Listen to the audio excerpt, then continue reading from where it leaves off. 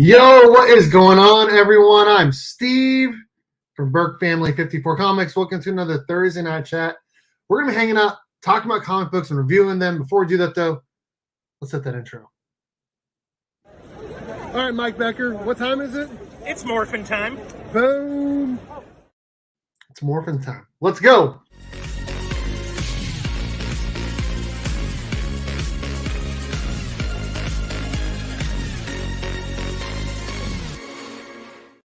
Time to bring in the panel. First up, we got a panda. Hey, what's going on, everybody? Hope everybody having a really good day. I don't know, Burke really just caught me off by surprise. So, what's up, everybody? You got that drip, man. You got that drip. Look at all the chains, brother. Look at you. Look at you want to drop that next rap album. Tomorrow, I'm going to be doing a rap album, and it's going to be voiceover while we do the box battle on DJ Lynx's channel tomorrow. Boom. Boom, boom, boom, boom, boom. Let's get it. Let's get it. Next up, we got a new guy joining us. We got a new guy. We got a Cowabunga campfire. What is up, Brian? Hey, what's up? What's going on? I've been reading a lot of comics, so I'm excited to talk about them. Me too. Me too. And now to bring in the youngest member of tonight's panel, Finn. What is up, Finn? Finn! Hey.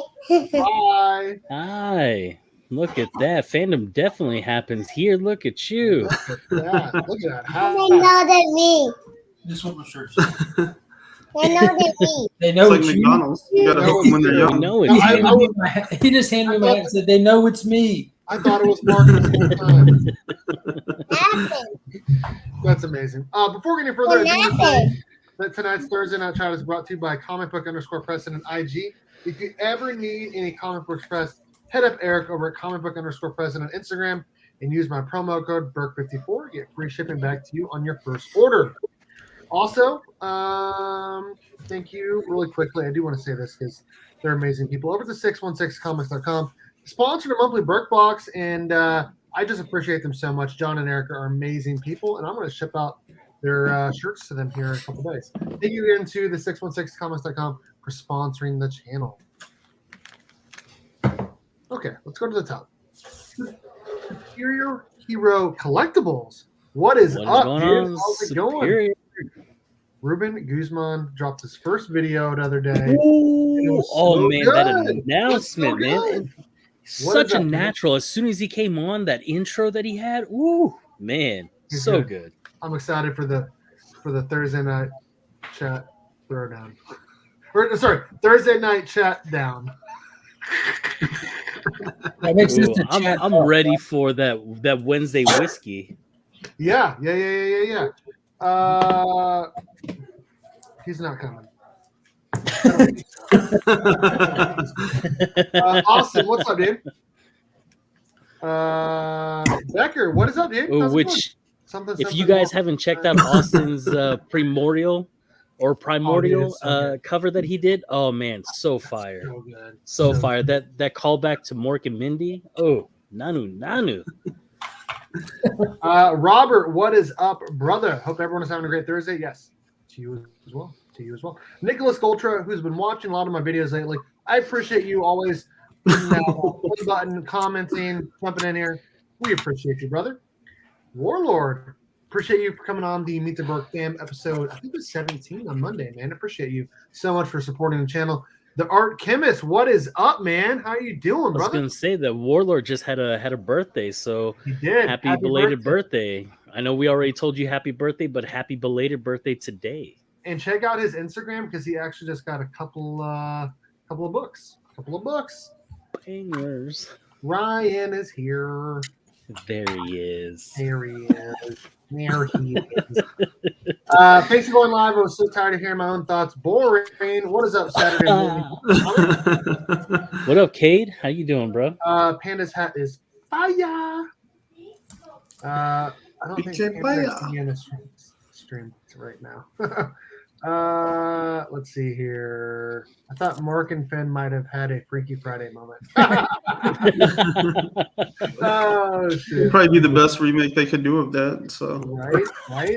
let's petition Disney. No. Hey, man, I'll tell you what. Pick your I bad can't company. control everything, all right? All right? I'm sorry. But, you know, if you want the bull, I'll give you the horns. You know what I'm saying? So come for me, brother. Sounds like you want the different bull's horns. Yeah. What's up, Amber, and how's it going? What up, Flo? Holy cow. We got a $4.99 super chat. Dude, thank you so much for supporting the channel. Always sending me super chats, dude. You are amazing, amazing guy. Make sure you guys check him out. He's an awesome dude. Thank you so much, Floyd Cameron. Pops is here. What is up, Pops? Attic? Cowabunga? Pops. It's Morphin. Morphin time. Question mark? Amazing. Little after his time. Let's see here. Tino and Manny are here. What is up, boys? How's it going? Hey. I've been messaging them for a while. I mean, we message like all the time, but we started messaging again the other day, and appreciate you guys stopping in here. Seriously, Tyler, hello. How's it going? Forgot to read Suicide Squad. Ooh. Well, get big on mistake. it. Get on it. Harry We'll Comics. talk about it later. What is up, dude? How's it going? Look at this crew. Throw like it's the Three Stooges meet blank. What's what Stooge and who's the blank? I don't know. I'll let you tell us. How about that? I'll let you tell us. I have no comedy chops, so I'm probably not a stooge. I think Jonathan's in here. Did I say hi to Jonathan yet? I feel like I just saw him. Yeah, War Machine. Yeah, what is up, dude? There you What's up? go. What's up, Jonathan? How's it going, man? Ben Compton, what is up, brother? Ignacio, what's up, man? How are you? Lies, right? So I'm going to tell you something. They messaged me about JDF, about this TikTok about JDF, and then I said, yeah, he's coming to the shop because JDF lives in Houston.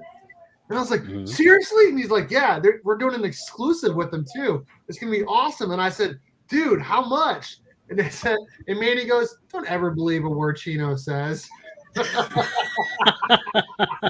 He's not coming to the shop, at least not right now.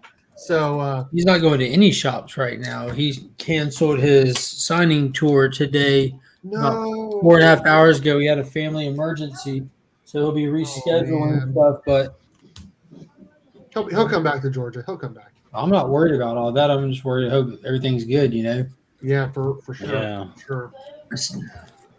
You don't text us until yes, I do. How dare you? You know I do. You know I do. No, I did not. No, I did not. Yo, Remington Studios with the $5 super chat. Hello to all the beautiful people. What is up, man? I'm sorry I couldn't make it on last night. Worked until 7:30 the last 2 days because of parent-teacher conferences. But guess what? I get tomorrow off, so I'm super excited about that. Thank you so much, Remington Studios, for the $5 super chat. Make sure you guys check them out over on Instagram and obviously on YouTube. Let's see here. I think I said hi to everyone. So Panda and Bert coming to the Mid-City Center. Wanted to break out my clean shirt for the event. I'm deciding between the sleeveless Burke Fam shirt and the sleeved Burke Fam shirt because the last time I wore sleeveless, Panda Go 1-1. was making fun of me for my skin disease, and so I don't want to be an easy target. What? Damn, Panda, that's horrible. Yeah, he was being super rude know. and bullying me. You should do So one crazy. sleeve, Steve. What's that? You should do It's one just- sleeve. Yeah, One one- sleeve. That way you can like stand Okay, however well, you need to for Speaking of one pictures. sleeve, a lot of my students will have a hoodie on and like have one arm through the hoodie and the other arm will be just like above it, so only one arm is out and one arm is in. I don't understand it whatsoever. That's so that you know that they don't care. I guess. Mhm. I asked him, I was like, is this like when you were like laying in bed and you got the one leg out of the covers to like try to cool you down? And like, yeah, that's it. Y'all remember Crisscross back in the day? I asked him about Chris Cross. I Yeah. was like, is it Chris Cross? And he said, no. They're like, what's that? Just some jump. Is a big bully. He's a big bully. Right? And No idea what he's talking about. okay. All right. It's that part of the show where we're going to show off our haul for the week. I got a big old haul to show off, man. I got a big old haul to show off. Okay. Show it, let's- Burke. let's- Show it. Let's- Oh, I'm sorry. Show it. Show it off. Nightwing 85.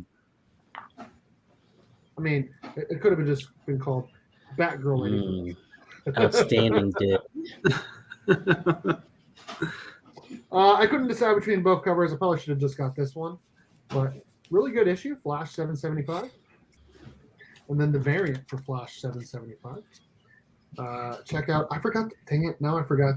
I just realized I forgot to put the link to that interview with him in my most recent video. Shazam number 4 of 4. Still kind of confused by the ending to this book. Still a little confused by that part. Great cover. I'm done with this book, though. We'll talk about it tonight. I'm done with it. I have not had a chance to read this one. Actually, any of the next 3 yet. Batman 115, that's on my to-do list for tomorrow. Thor 18 by Donny Cates. Haven't had a chance to read that yet either, but that's a pretty cool cover. I don't even know why I bought this. Probably shouldn't have, but this is Batman Secret Files Peacekeeper 01. The Fear State tie-in. It's a cool cover. Yeah, it is a cool cover. It is. And then I really like this cover. Suicide Squad number 8, the variants. Oh yeah, Yeah. With what's his name? Match? yeah. Match. Yep. And then I had a couple back issue books that I bought. And then I got some free ones as well. Ultimate Fallout 4, the facsimile. There you go. Steve's about to make a come up. Puts that bad boy on eBay. What? Sell What? it as a first print. Yeah, no, not gonna do it. What? Can you believe those douchebags that do that? Like seriously, I feel like he's gonna do it at school. Hey kid, come here.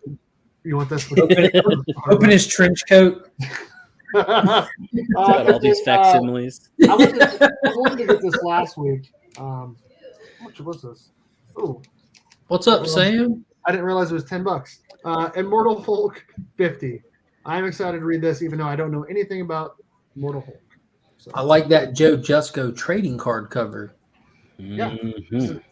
this is a cool cover for sure. With Yeah, the thing. I've got the trading card of it. And then I got a couple free books as well. We got Star Wars: The High Republic #1, Halloween Extravaganza, Miles Morales Spider-Man #1, Halloween Extravaganza, Nice. Hawkeye #1, Halloween Extravaganza, and Daredevil #1, Halloween Extravaganza. Didn't So- see that coming. Did not see that one coming. That's my haul. What's up, Sam? How's it going, man? So that is my haul for the week. Panda, you're up next. I got nothing. I didn't go to the LCS. I've been reading everything digitally. We're still quarantined here to the house and stuff, so I haven't been able to get out to the LCS. But I do have something that I did want to open up, which is my package, my care package for joining Legion of Comics. So I'm going to go ahead and open this up because I forgot to open it up last week. Oh, wow. Oh, wow. Okay. All right. So we start off with a letter. Says, thank you, Panda, for joining the Legion. This is truly the greatest community there is. Your support of the channel means more than you know. Hashtag we are Legion. And then there's some scribble at the end. I don't know what that says. I can't read it either. But we have, so excited for this. Fandom happens here. There we go. Booyah. Hashtag we are Legion. Right there with the We logo. are. This is a dope sticker. Legion of Comics. And then there was another thing in here that is from, I guess it's from Free Comic Book Day. And it's an enamel pin of Tommy, the Green Ranger. But dope, look at that right on the back. It's got a JDF signature right there on the back. Boom. That is so cool. Sweet. Dude, so Mark, you want to tell them a little bit more about about the Power Rangers enamel pin? Oh yeah, absolutely not. Okay. I'm just kidding. That was But it actually an is- A-OK from Paul Rogers. He's my LCS owner. He ordered 3 of those, one for myself, one for Steve, and he said, "Mark, do you know anybody else that would want one?" I'm like, "Of course I do." So Panda Dude, showed the so- other one there.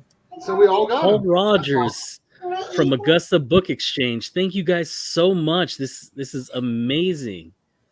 Oh, I love it. I'm definitely not going to be taking it out of the package. It's going to Yeah. stay right I left there. mine with in you the package as well. I don't see a reason Yeah. to take it out. I agree. Absolutely. So you got one too, Steve? Yeah. Nice. You got the Yeah. Green Ranger as well? Oh, that's so dope. Paul Rogers, dude, thank you so much. I don't have anything that is signed by JDF, so You do this is now. How amazing. you do now? I do now. I do I just now. realized my name is still Cigar Story Love Child on my banner. Sounds like That's the most college radio band name ever. Yeah. That's when Comic Vet kept telling cigar stories, so I just changed my name to Cigar Story Love Child. Nice. Ryan. I read a lot. Really, this is like over the last week and a half or so. But life has been pretty hectic since July, so I had a lot of back reading to do, but I'm pretty caught up now. So this week I read Batman, Catwoman 7 and 8, Catwoman, Lonely City #1, Catwoman 36, Batgirl 85. What a weird number to start on, It was definitely odd. Suicide Squad, read 8 this week. Son of Kal-El #4, Flash 775. Beyond the Breach, I read all 4 of those, which I was surprised by. I didn't think they were going to be as live up to the hype that I had heard, but they were really good. I like those. Eat the Rich #3. That's going to be fun. It's hard to not laugh at that. The Orville Artifacts Part 1. And I feel like there was something else important I read.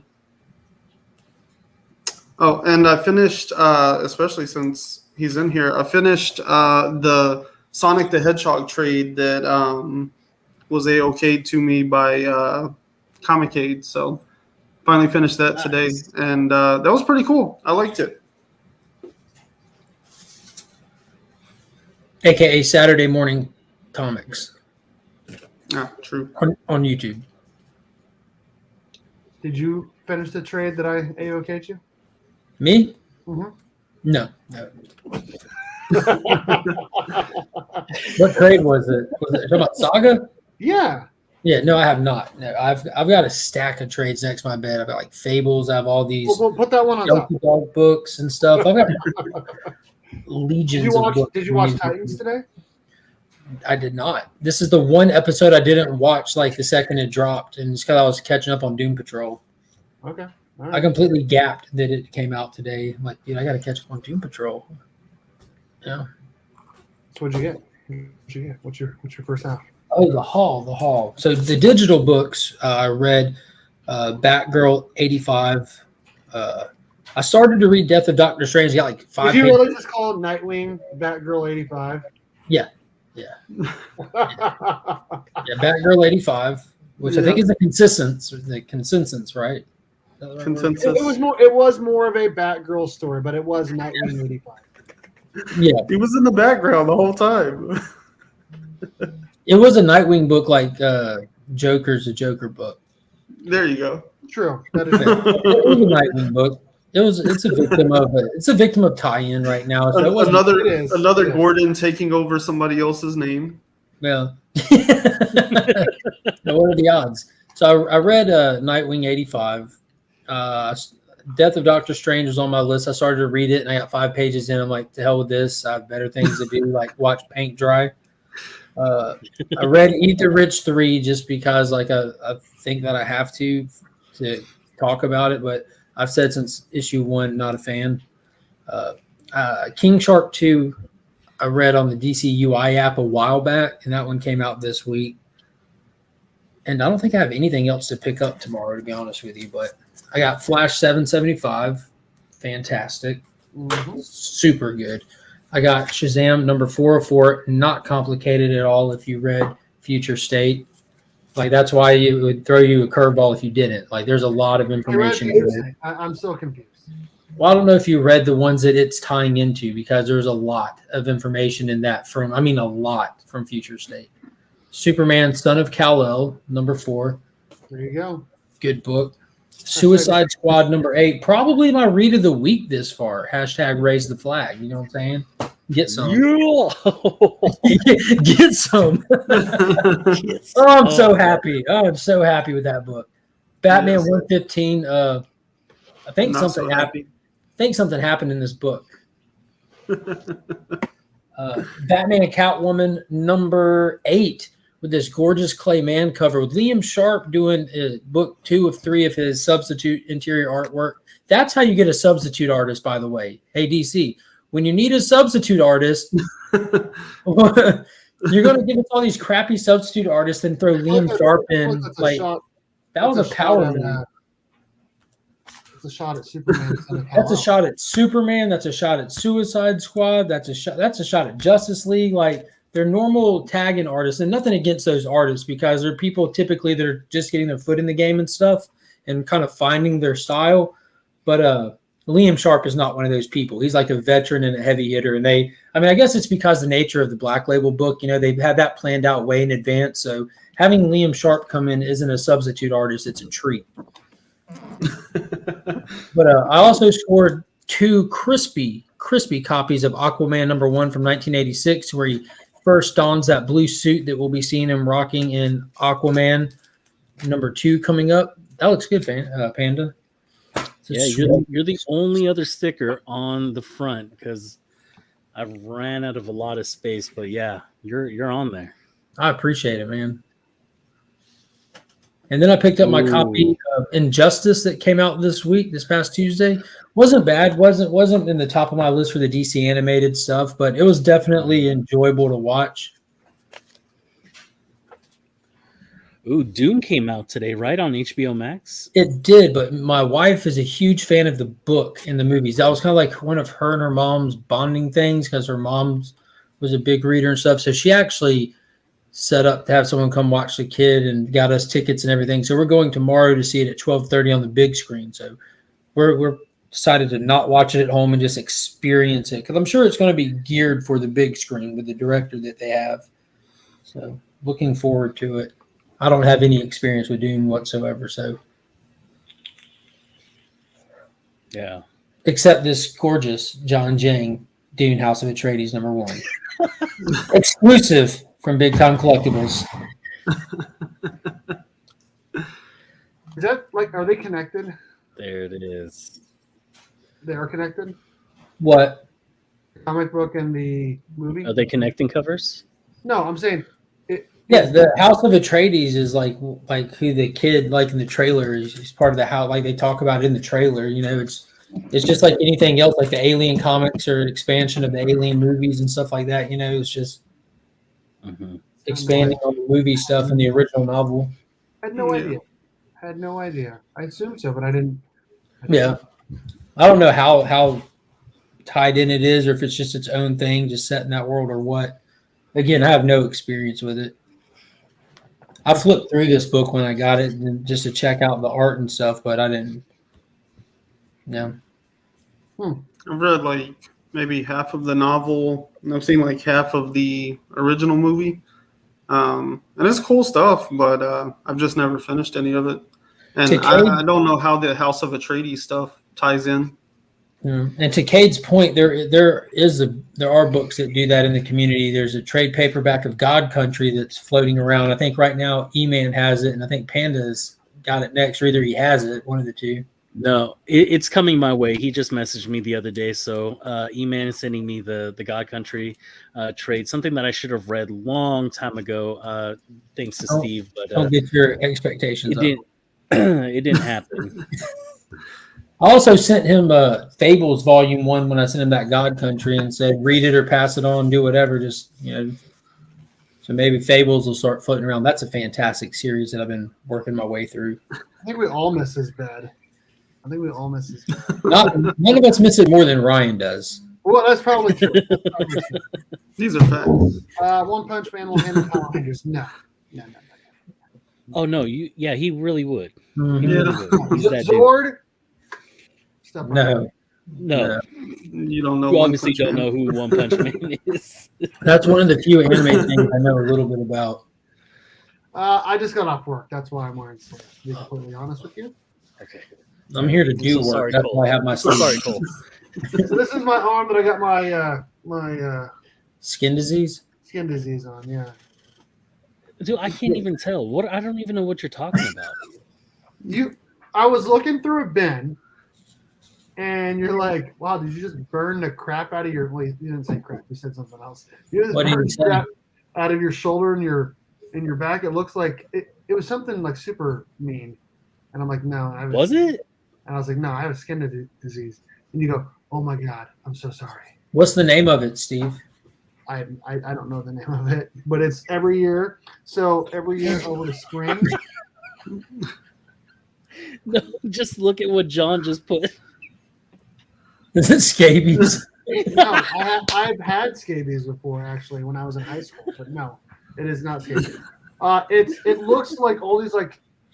The best way I can describe it is, do you guys know when Michael Jackson like lost pigmentation in his like everywhere? It's like that. I'm losing pigmentation like on my shoulder and my back and my arm. So, and again, it's That worse, Does it make you a really good dancer? and it's like really worse over the summer because it like highlights it because it's so light versus the rest of my body gets super dark, and so it just looks really bad. Sounds like leprosy, bro. See? All right, well, you guys are dicks.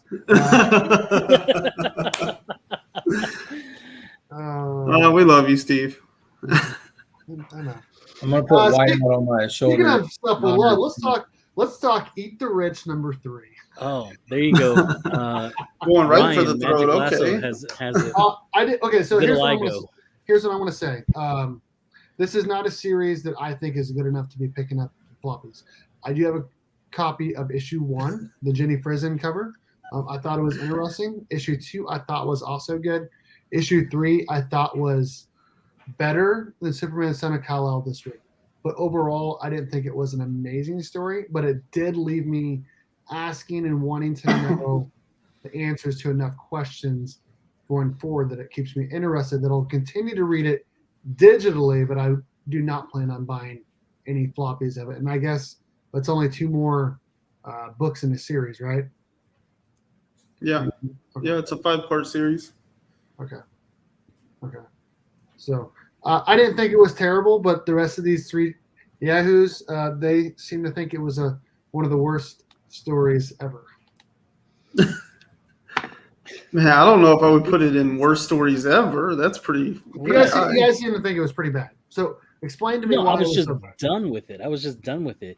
I mean, the order in which, and it was such a messy book in the sense of, it just went nowhere. You know what I mean? It was honestly like somebody trying to find their head, looking around the way when all they should have done is just look straight up their rear end, because this book just went nowhere. For a 5-issue series, this being the 3rd one, it went, oh my gosh, it just seriously just walked around in circles. And for those that missed it, Ryan had actually put it together in a way that was more digestible.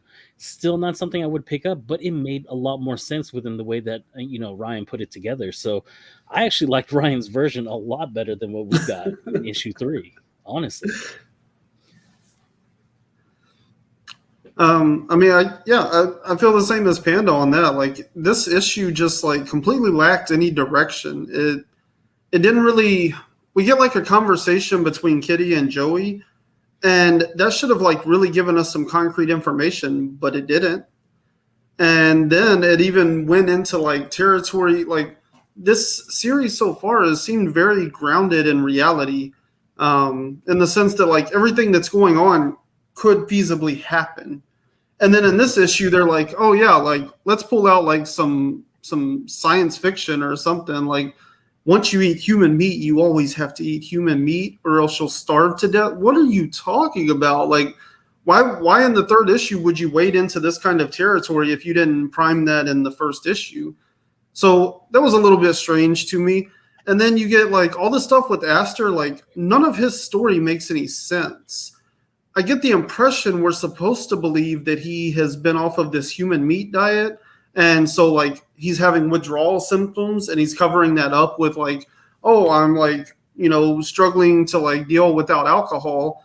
But I don't know, like all of it seems paper thin. And it seems like him and his friend Bumper or whatever, like they want out of the game, but they can't get out because they're caught up in this society, which comes back to this whole thing of like, she's like, oh yeah, it's insurance. Like murdering people is insurance. There's no statute of limitations there. Once you get caught up with murder, like that's it. Like it don't matter how long ago it happened. So that's already insurance. You're all like keeping each other's secrets. So you don't need like cannibalism on top of that to like be some form of insurance. So I don't know. This whole issue to me was just like very superficial and flawed.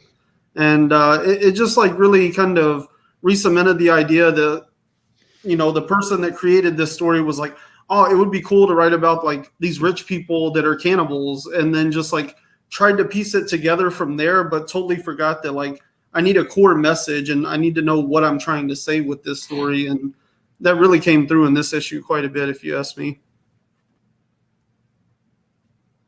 Mark? The only thing different about this issue versus 1 and 2 is not a damn thing, and that's all I got. Wow. What up, Sunday TSP? I appreciate you joining us. If you guys haven't checked out his CGC unboxing, it was one of the most special CGC unboxings I've seen, especially the ending. The last book he unboxed and the story to go along with it. He's just a great dude, and it's a really feel good story. Serious question, real quick. Have all of y'all seen Squid Games? No. Because it does pertain to Eat the Rich. I'm more interested in hearing Ryan's take on this because we did have a good conversation and debate about like the ethics surrounding the nature of this story and so many other stories that are in this kind of similar genre of rich people taking underprivileged for granted. And Squid Games is quite like that as well, where they take people who are on their last leg and have no other options in life and hang an indescribable amount of money in front of them, where it forces them to either basically starve, die, or whatever on the street, or put their lives at jeopardy for a chance at it. And the message of Squid Game shows you that, because there is a message in that, it's a fantastically told story. But at the end of it, a character refuses to let bygones be bygones because what these rich people are doing to these underprivileged and hopeless individuals is not what you would call consent. Even though they sign a consent form to participate in the games, it's not actually consent. It's like I would liken it to like a mob boss holds a gun to your head and says, you can do this for me, or I can shoot the trigger, or I can pull the trigger. You get to make the choice. You know what I'm saying? Like that, exactly. Like you're making a choice, but it's not on your own free will. You're given options that you don't get to choose all the options to pick from. You're presented with a set of options against your will. So I'm curious to see your take on Squid Games, and because Squid Games is another version of this story, which obviously was written long before this story was, like so many other things that it's a carbon copy of and a poor version of. But good thing that's not true. We'll be in trouble. That soccer team is playing Crash in the Mountains. Just saying. I don't know what he's talking about there. Alive, the movie Alive. It was based on that soccer team that had actually crashed in the Andes. And they were freezing to death, and the only way they were surviving was they actually, this is real, they had to like start drawing straws to eat each other. That's a real, what's the name of this? It's a movie? It's a movie based on real events, like it actually happened. It's a Uruguay soccer team. They crashed in the Andes Mountains in like 1972, I think, 73, something like that. Majority of them survived the crash. Yeah.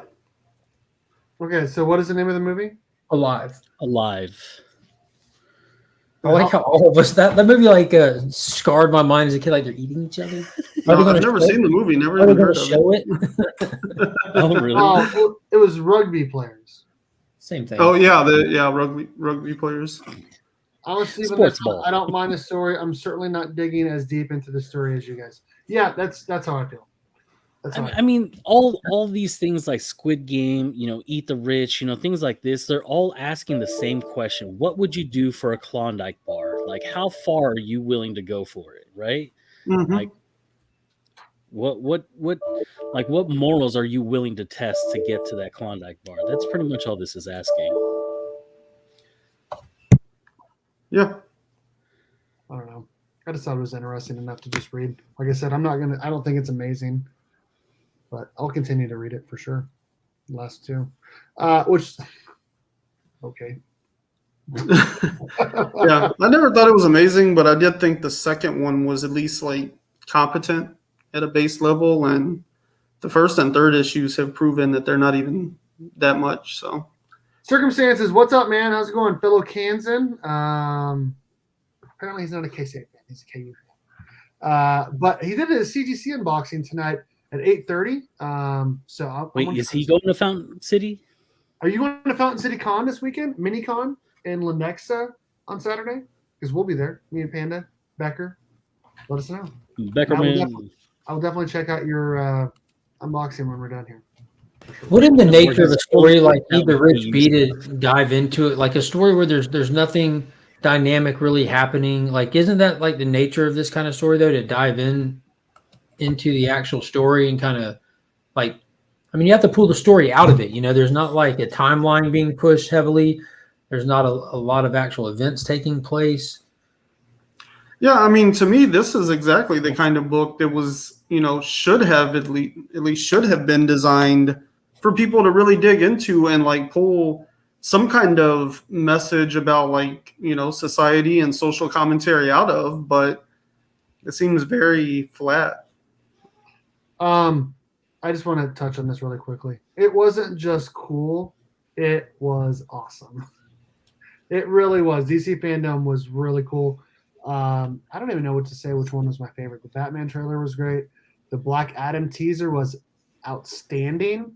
The Flash teaser trailer was outstanding. Dude, the first time you see him walk up in front of his house in that sleek suit with you're like that. Oh my gosh, that suit The looks suit looks amazing. The helmet looks like trash, but we can just talk about something other than that. Just to throw this out there, it's unfinished still as well. All of the stuff that we saw is unfinished. So they can go back and they can change stuff. Well, it was like like we saw unfinished footage. Like Ezra Miller, that's what he said at the beginning. We don't have a trailer or actual footage to show you. We do have some clips that we just grabbed to give you something. Here's what I'm going to say. Here's how I'm going to answer that. I think they have been bringing it. I do. Now, they're not ever going to be the MCU, but I feel like they've done a great job with their movies of Shazam, Aquaman, Wonder Woman, the Snyder Cut. I think those are all been great movies. Talk about some of the best movies of all time. Almost all of them include the Superman movies from the 70s or the Christian Bale Batman movies or the 1989 Batman movie. Like, if you think about the best comic book movies, a lot of them are all DC Comics movies. So I think they've always brought it. They just get a lot more hate for some reason because they're not Marvel. That's how I feel about it. And to answer his question differently, probably in the context that he's asking it, I think so. I think they're definitely about to bring it because I think they've abandoned this attempt at trying to mimic the MCU, which they felt early on that they had a shot at doing the whole big universe connectivity. Now they're making movies, It looks like they're just making movies. I don't want to see an overly connected universe. That's a waste of potential. Titan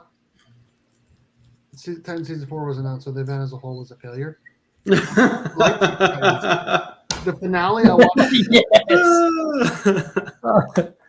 watched. Flow is consistent. I give him right. I love his Titans hate. Well, I'll tell you what. Were we just talking about the best comic book movie ever? Yeah. I won't disagree there. I will not disagree there. I will definitely not disagree with that. I just heard Casey Jones go, whoops. Oh, he did. He did. But I'm excited. I'm excited for the future of DC, and really, really, really, obviously hoping Wally West comes in to season 4 of Titans. I have my doubts because of how grounded the show is. They do have Superboy, but I think of how much Wally West can do, I have a feeling they're going to put off bringing him in until maybe like a teaser at the end of the show, like being canceled or something. Speedsters are always fun. They are fun. I would really, obviously, Wally West is my favorite DC character. I would love it if he was in the show. Pretty like when you've seen like Quicksilver do his thing, like in those slow motion shots in the 20th Century Fox X-Men movies. Those couple scenes are awesome. Like, did y'all catch that slow motion action in this? Yes. When John went straight on super speed and is getting everyone out of the house as it's breaking around, like, dude, I feel it. Yeah. Oh, you can also tell with like how fast he was thinking about everything too when he grabbed, the people that he needed to grab, and he looked over. He's like, oh, shoot, Jay's got powers. I don't need to worry about him. Let's go ahead and go after the ones that don't, meaning his grandparents. So, I mean, just seeing how fast he was even thinking about it in that moment, I thought was great.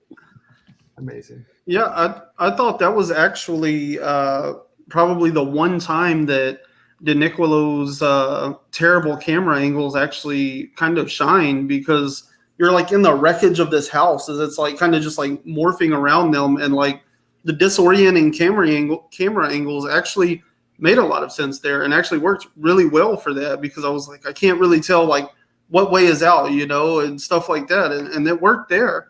It even worked for the subsequent scene with Fault Line, because that's a very like confusing moment. This character doesn't know what's going on. They don't know what's going on. It works there. The entire rest of that book, the camera angles were garbage. Mm-hmm. So are we transitioning to Superman Son of Kal-El 4?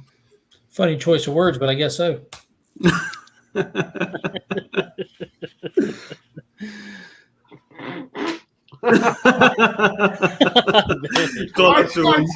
I tried so hard not to laugh at that. I just couldn't do it.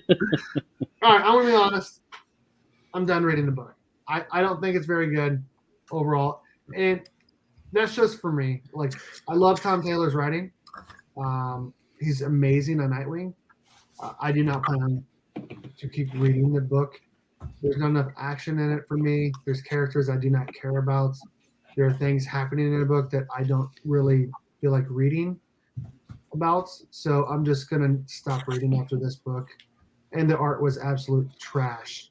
Absolute trash in this book. So, just this one issue. And we were talking about those filler artists. Overall, I don't care about the book. Like, I like Superman. I don't really care about Jonathan that much, if I'm being honest. So that's probably part of why I also don't really feel like reading the book anymore. So what did you guys think? Sounds like you guys all liked the book. Hated it. I mean, if we're going to stay on the negatives, I also really hated the facial expressions in almost every single shot in this book. They just don't make any sense. Like, right? He like reads information and he's like, oh my God. Like, and then the very next page, he like goes to Lois Lane, his mom, to find out like if this information is like a big deal. And she's like, it could be. And it's like, so why was he like freaking out like it was the most important information he's ever seen in his life? Right, but then the facial expressions that Lois Lane gave just made her look Cro-Magnon, and you're just like, who is this? Right? Like, okay, so the story to me was good. Story to me was still something that still moved everything forward, especially with finding out, that Jay's got powers, which I had a feeling already that he was going to. Why is he so invested in all these children that have gotten these powers, and how did he even know about it in the first place? Well, we find out that he is in fact one of those people that have been taken out of his will and given those superpowers, and so he contacts all his friends and they come in, they fly in and stuff like that. And they have a gay old time and everything like that in front of each other. And so it was just a really cool thing that we see, but the art to me just took it out of the story so much because the art was just that bad. Like they had like the facial expressions that they were talking about, like something as sweet as Wally just coming up to Jonathan just to say, hey, like, you know, I know where you're coming from, being on the outside like that, looking in and stuff like that. You know, you can always look to me. And the next panel, or that same panel, you see him, like the facial expression that Jonathan Kent has on his face is just this, like, I don't understand it. Like, it just made no sense to me on why he had that derpy face on when he was talking to Wally. Like, you know, I don't understand it. And like the art to me just took it out of the story so much that I just really had to focus on just the writing itself. And I still feel like the writing is strong. So I'm still going to continue reading. But if Daniel DeNicolo or whoever this guy is, man, if he continues to fill in for Tim's, like, I can't, like, I don't like, I can't, I'm just going to be taken out of the story so much so because of the art. Like, I don't want that. I agree. And I want to say something really quickly. Our guy, Magic Lasso, today's his day. It's Wonder Woman Day, and he posted a really, really cool video on his YouTube channel. So please hit that link that I just posted below. Subscribe to him and watch his video from today. It's amazing. So please check him out. Awesome. Sure. Okay, sorry. Mark, we haven't heard from you on Superman. It was a fill-in artist. They're not normally great. Getting past that to the actual story, like the focal point of the book, it was the first issue of John Kent without his dad. So in the last issues of Superman in Action, Clark said his farewells, his goodbyes. So this is John, the first issue of him taking on the mantle of the Superman for Earth. And it starts with a bang, you know, like it started with just everything getting rattled, like not just his home life was taken apart. Now he's having to make these choices to go practically invade another country. Like the big choices that his dad never would interfere with. Like Clark never interferes with human government affairs. It's not what he does. Didn't feel like he was here for that. So this book is starting off on a really cool pace. If you like think about like the dynamic of what Tom Taylor's really doing, he's really smart about it. He's shaking to the core everything that Clark has to do to get Jonathan to be completely separate. And I really appreciate that. And it's keeping it super, super fresh. And I thought it was cool that he went to his mom, not necessarily for advice, but for her opinion. I thought that was cool. And it was a good sign of his age. You know what I mean? Like he was just sharing her, and she didn't try to give him advice. She just gave him her opinion. She's like, remember, don't go in there hot-headed, because she knew he was going. And it was really cool. And it had a classic comic feel to it in the sense that he went and he saw the villain. You know, they had their exchange like Superman would with Lex, where a lot of times the battles with people of this power caliber isn't always going to be swinging punches. It's that like intense dialogue where they're playing a game of chess between each other. And you can already see that starting between this villain and Jonathan. And as soon as he leaves, you know, he had the master plan, the bad guy did. And I thought that was pretty interesting. I do want to call it now. The dude running the Truther Network, I forget his name, but his boyfriend interest, Jay villain, Jay Nakamura, villain working with the bad guy. He's in on it. He didn't get powers against it. He's the bad guy. I thought the whole time he was the bad guy. Yeah, I called that earlier. I just want to keep driving that point home. Like he's clearly the bad guy. Like there's no way, and that's going to be a whole thing with John learning about trust with people. You know, because up until this point, who does he really have other than Damian? You know, his dad left. He's going to be left alone. That's going to be the point. Well, he's got Wally now too. Wally. That was pretty cool though. Like the Justice League responding and them saying like this house is supposed to be untouchable. Like y'all were late. Like that was, you know, again, it's just putting everything. The whole issue is about putting everything on John's shoulders, and I think they did a good job with that. So I think we're going to see him start feeling like not necessarily in the next issue or two, but moving forward, he's really going to be feeling the weight of the world on his shoulders. Like he's got to carry it all himself. He's going to start feeling like his dad felt. And I'm excited to see how he's going to handle it because we know it's going to be different. I'm excited to see where he makes mistakes along the way, tragic mistakes. You know, it's going to be rough, I hope. Well, you'll have to tell me about it because I'm done reading it. Yeah, it's okay. We know you don't like good stories. That's not true. Flash was great. You like that one.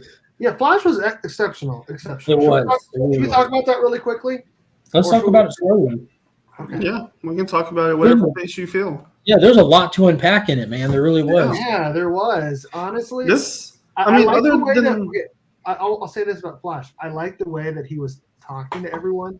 Like he says it in like a very like funny way, but also and also in a kind of condescending way. Like, okay, I've dealt with you guys before forever. I mean, can we just get this butt whooping over already? Like, I don't know. I just like the confidence that he had in this book. And the book overall, it was just. That was actually a plot hole, by the way. His like memory of never agreed on anything. No, I'm saying that was a plot hole because he has a spotty memory due to his existence through the continuity shifts of DC Comics. So he remembers some people but not other people, and he remembers all that stack of villains, but he doesn't remember Eclipso.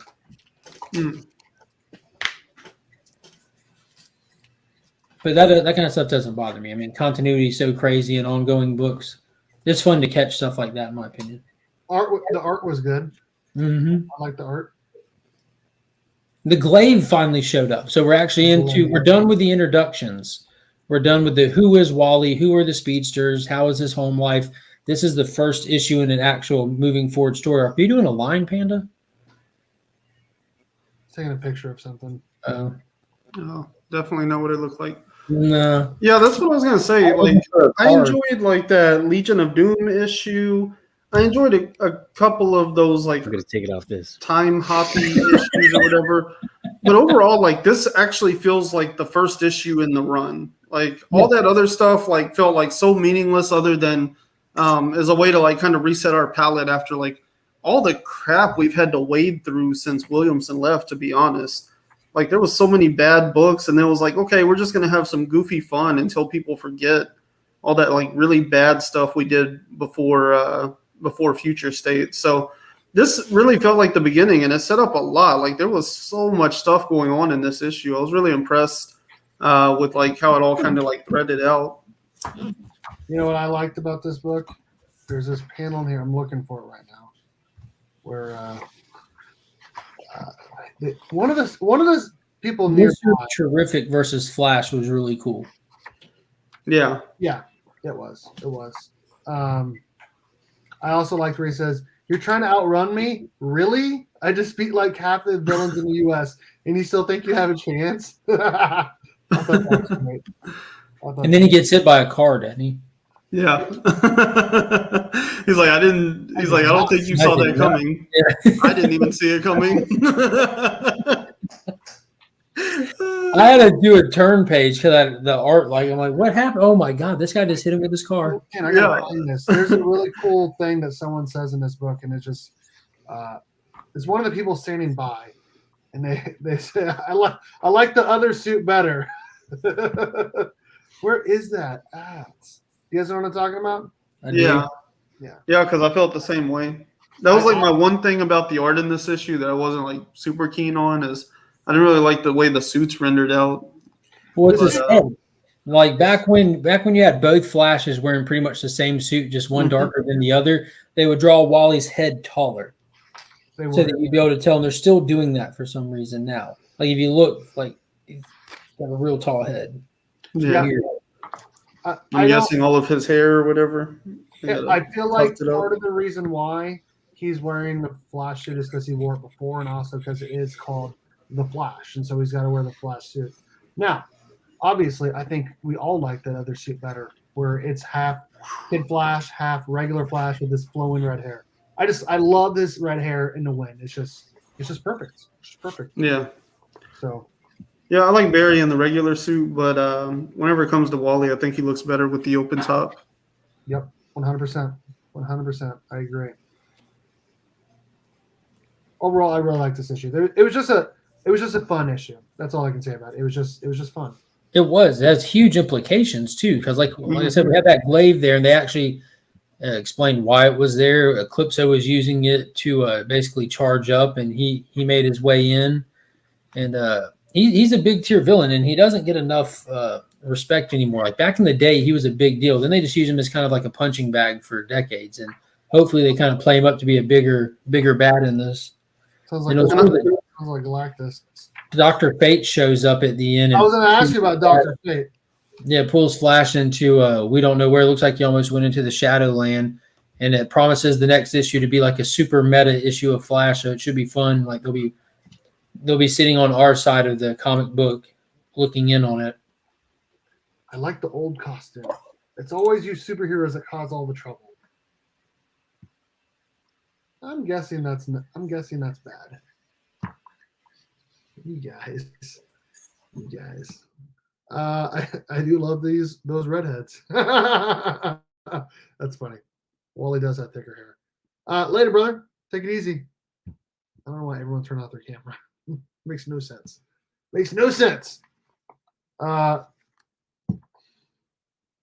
So I guess I'll just get rid of everyone.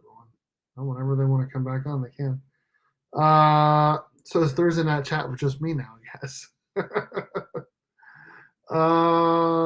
Everyone's laughing. They think it's funny. What was your guys' favorite reads of the week? What did you guys pick up? What did you guys like?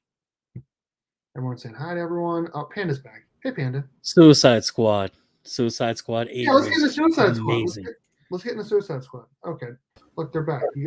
We say Absolutely, Suicide Squad. I even put it in the chat already. Suicide Squad was my second. Suicide Squad as my read of the week. I can't type on my phone, man. I suck at it. Why was it your read of the week? Because it was fantastic.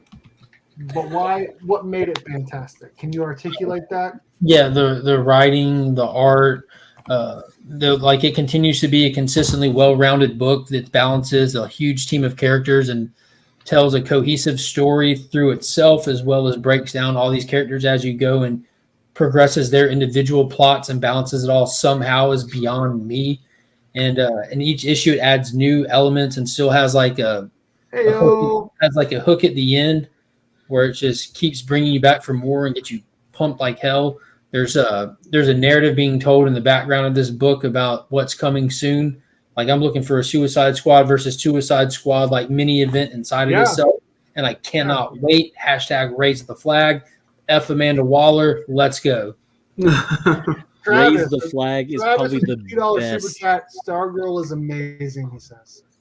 I just hope to God that somehow, some way they bring Rick Flag back into the DC movies, because like I'm so heartbroken from the new movie. That scene and that decision to kill him served its purpose tenfold with me somehow. I'm still mad about it, man.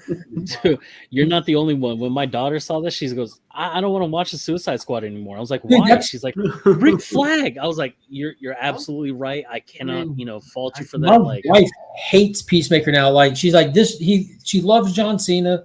Like we watch pretty much all of his stuff because he's just hilarious.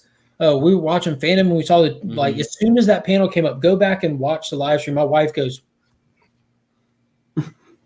and sat there with a smug look on her face the whole time through their panel in the trailers. Like I still can't look at him. I'm like, I know.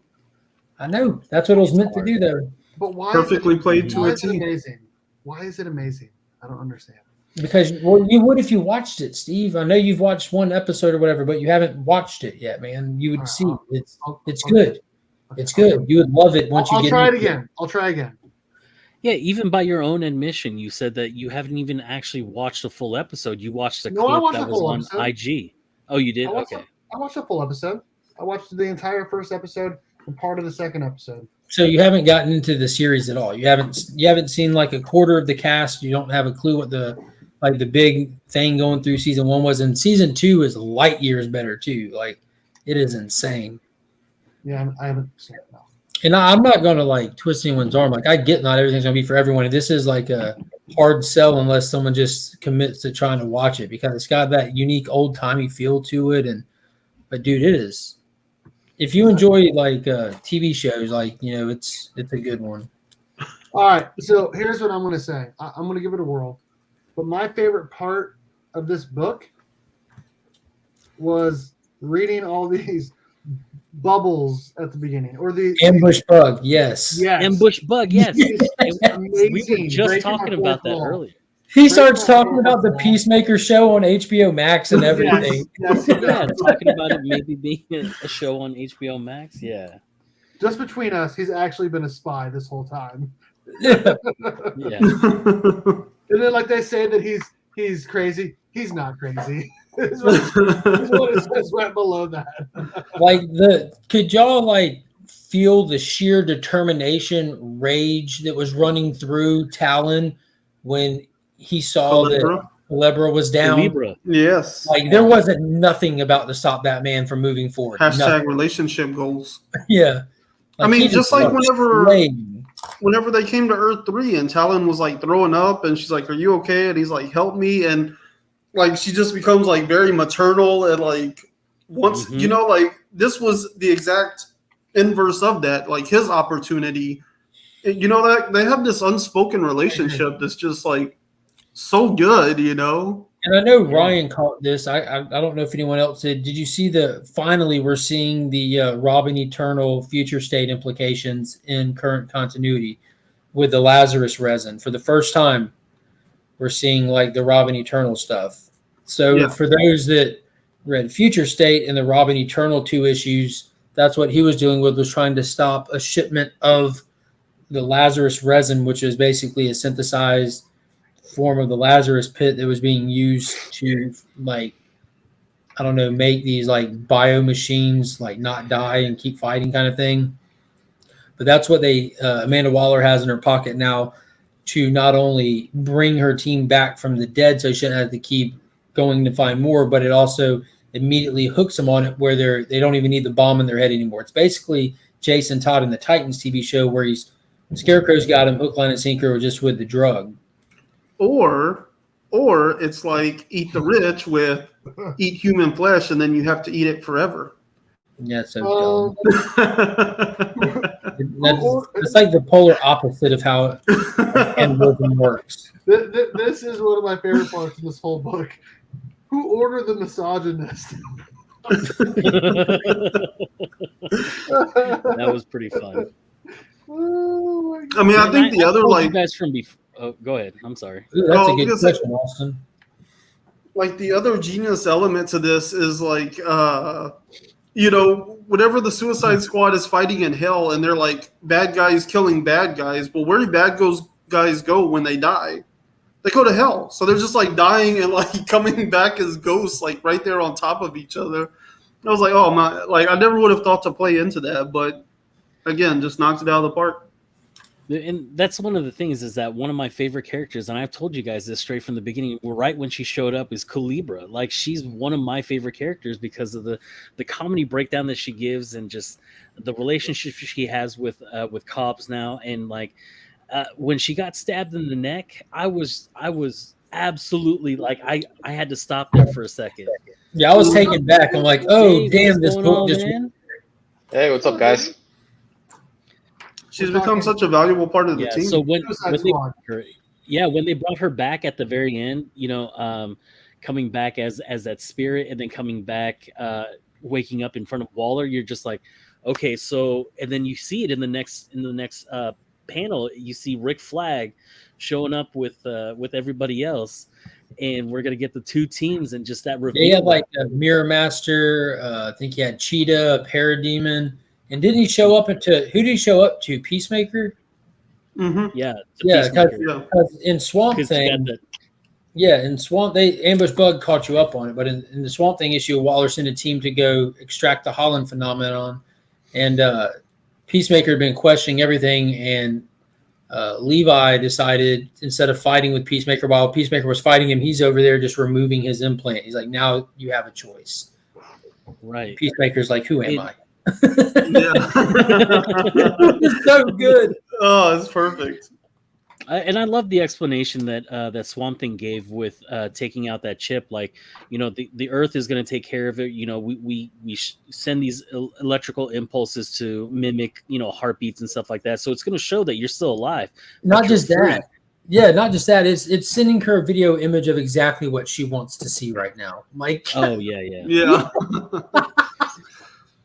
Which I mean, that's been a great build up too. Is like Swamp Thing, you know, as Levi's really come into the Avatar and like developed his abilities in that series. You know, like this was just like great, you know, tie-in stuff. You know, because it just all like developed and grew together into something pretty perfect. And I think that we spoke about this on here previously or something, but talking about the potential of Peacemaker getting his own book, you know, with his popularity rising in the show and everything. But he is slated to get a one-shot at the beginning of the year that's already been announced.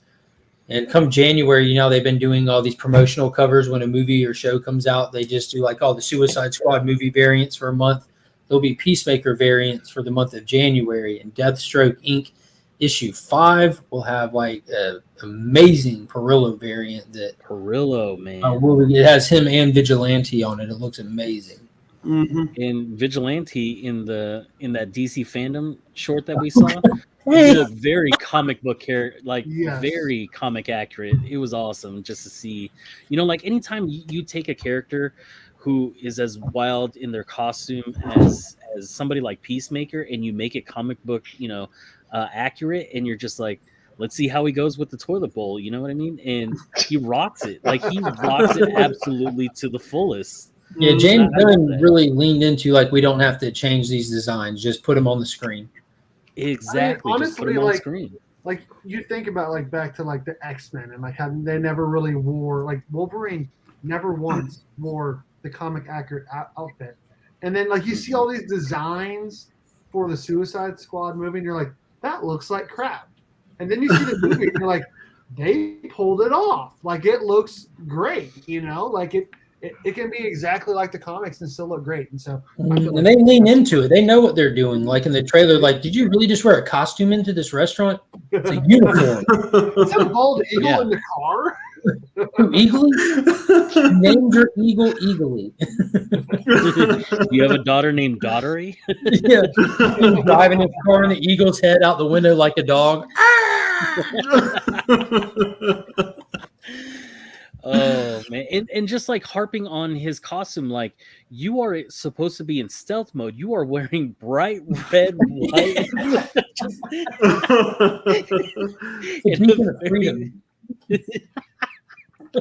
I love it. I love how they play into it and how they explain it away. And it's just like, you know what? I'm all for it. I'm good, man.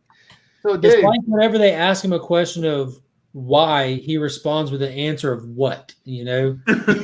Why are you wearing that? It's a uniform. What is, instead of why are you wearing that? What is that? It's a uniform.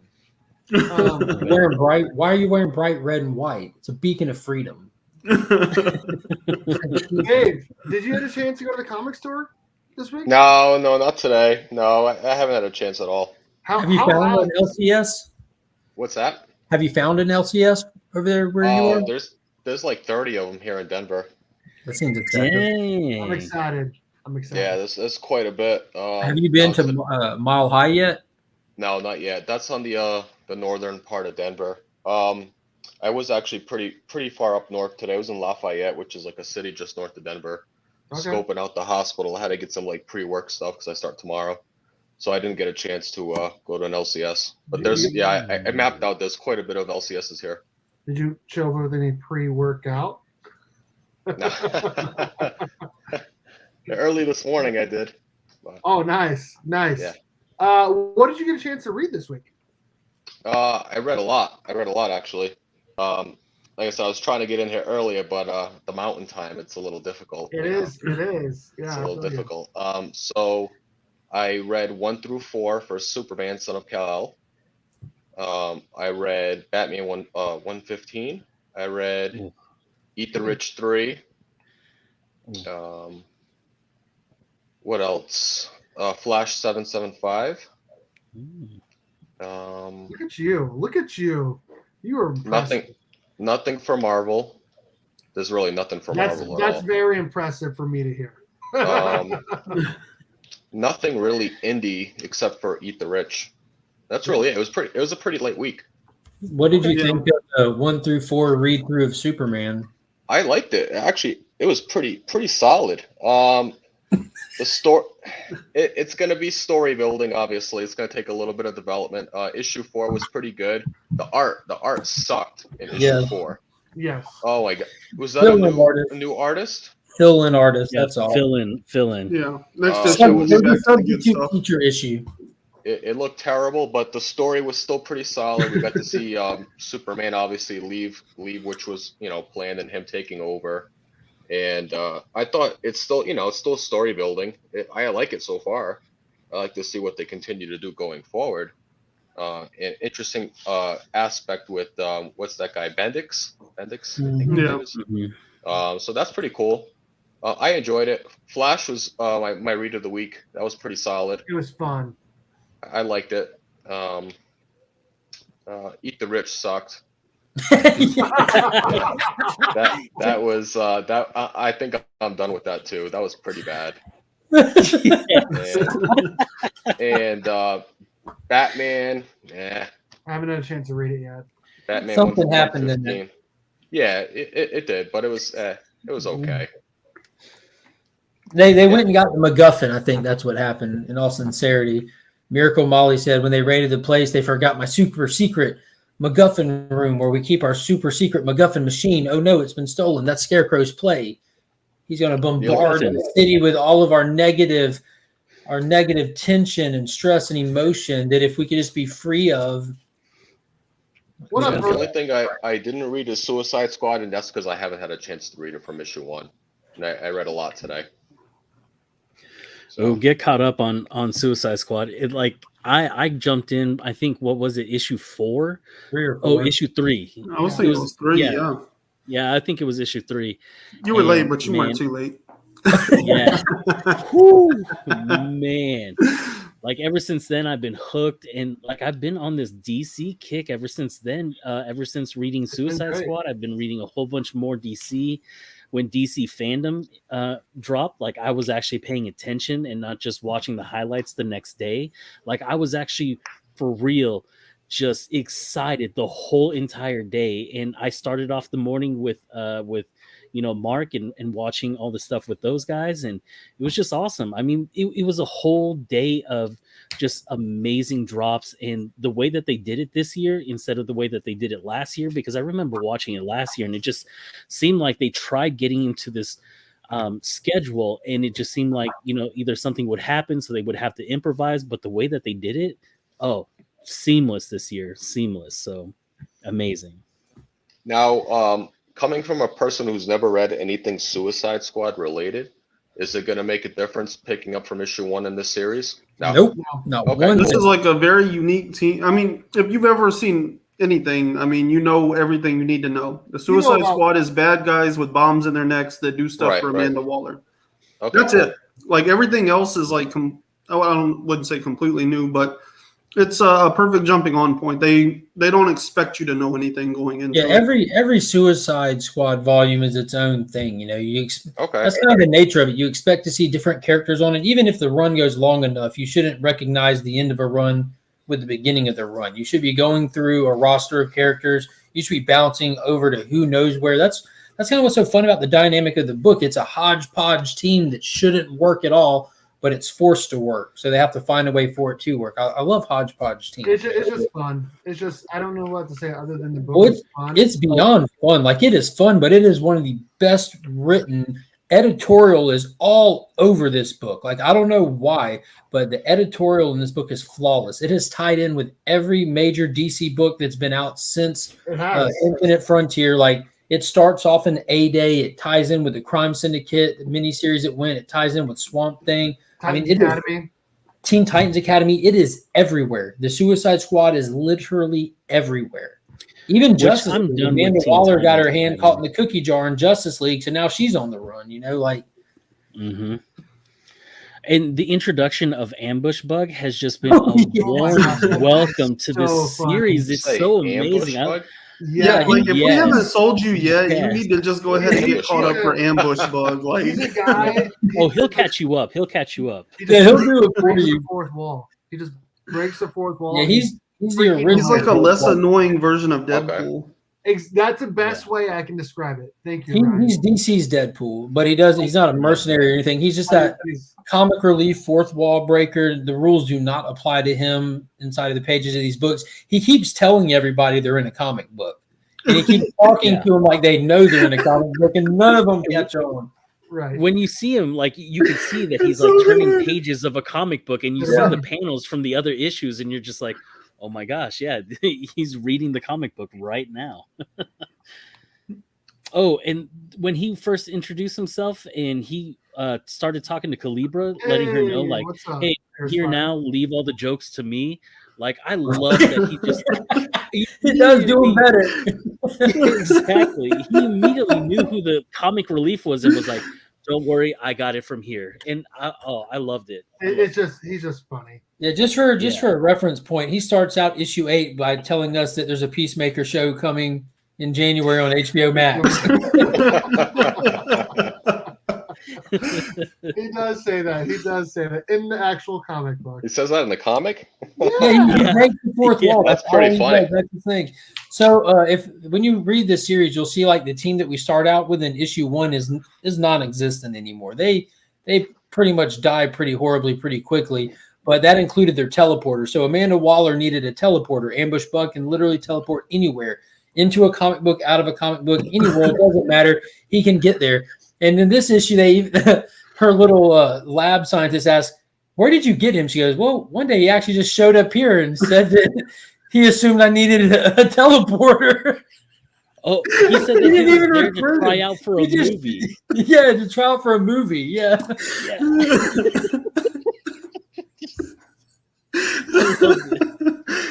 Oh, man. Oh, he's so good.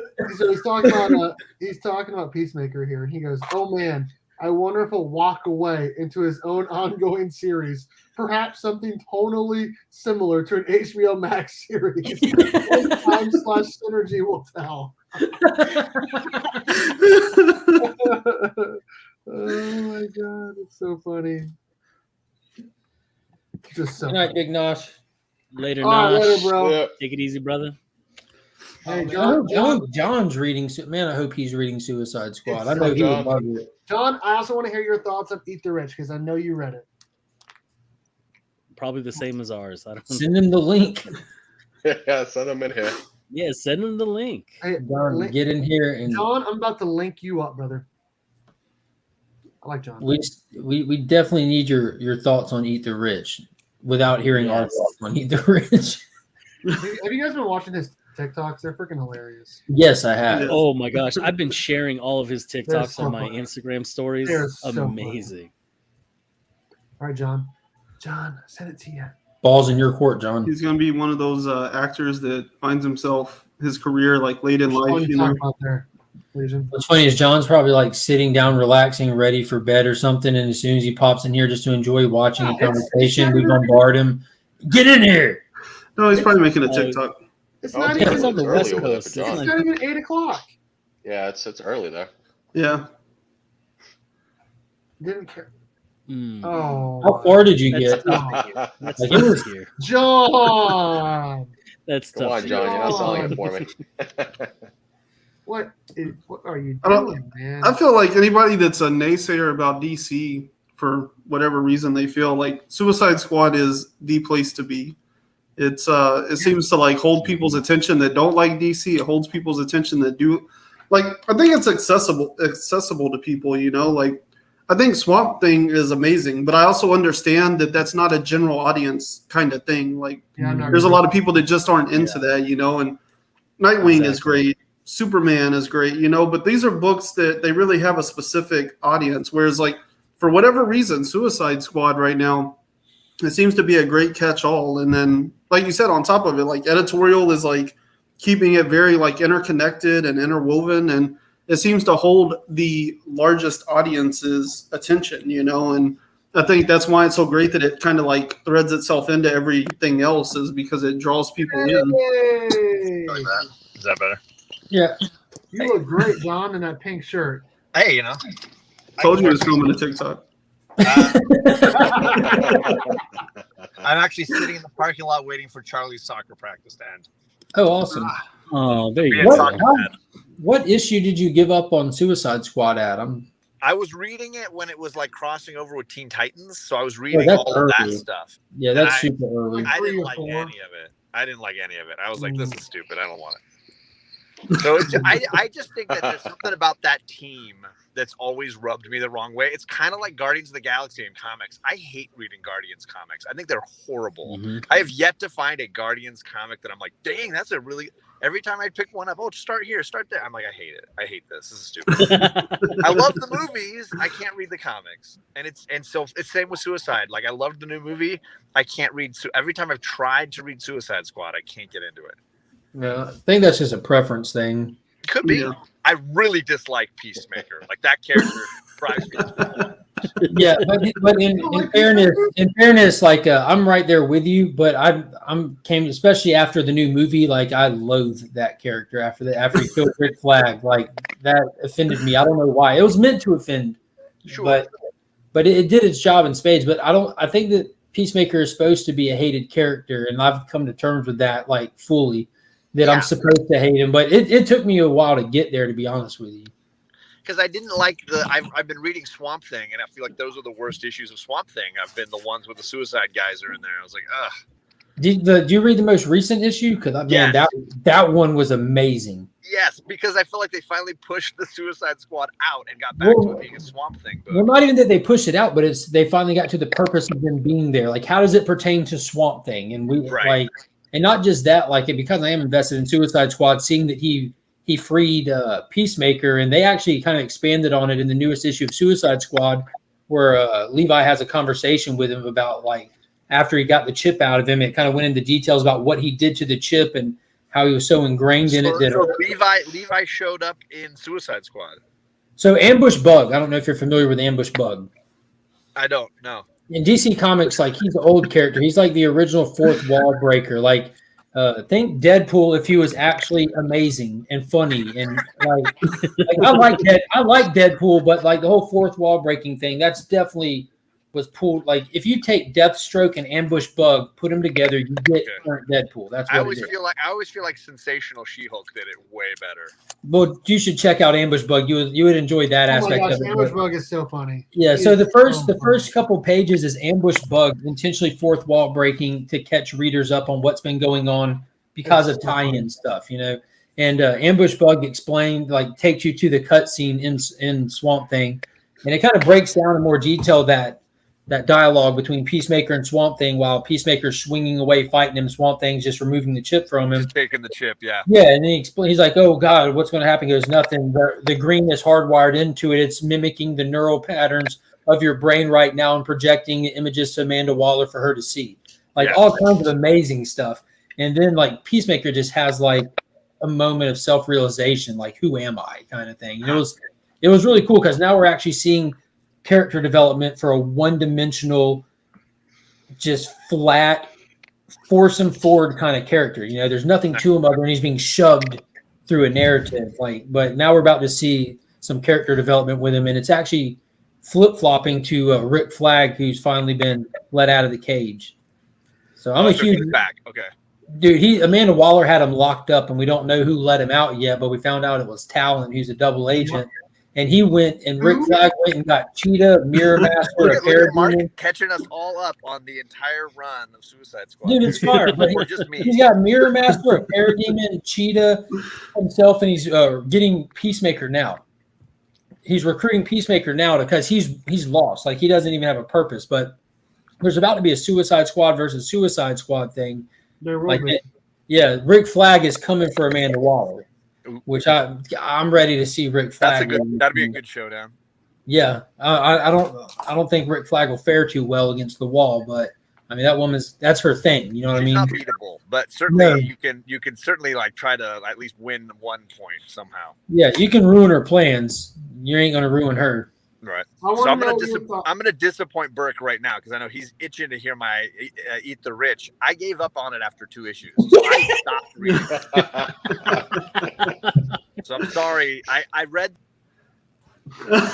Oh, I'm joking. I mean, I did name myself John. It's right there. I knew that I was frustrating.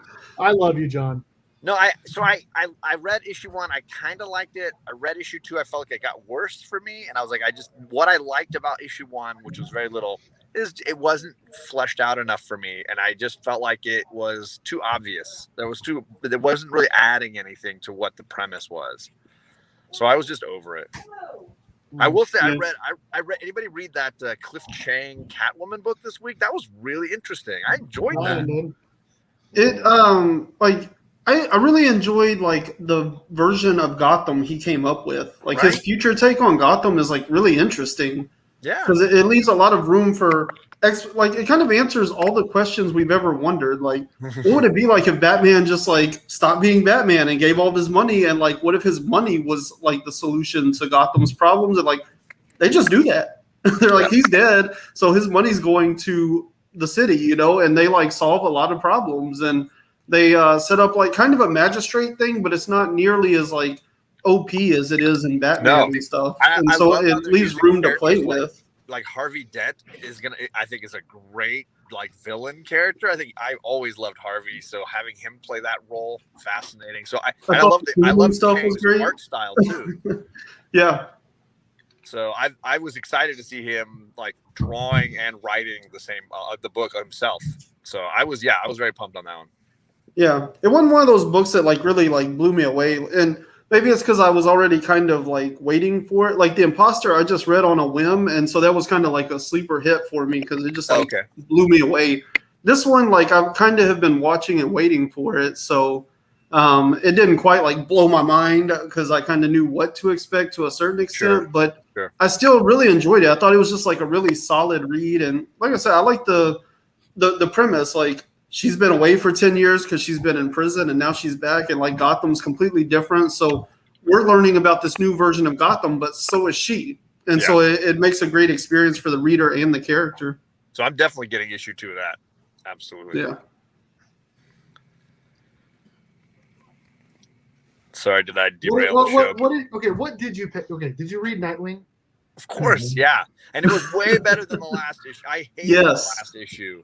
I could not stand that last issue. Dude, I felt like, is this going to be like a whole like 3-4 issues of crappy Fear State tie-in garbage? I was like, come on.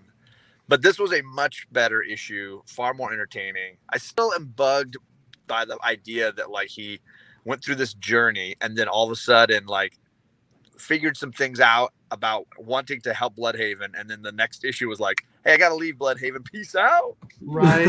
That's what happened. So that's a DC editorial irk, but I'm actually really happy that this was a stronger second issue. Were you reading Nightwing when Dan Jurgens was writing it right before Tom Taylor took over?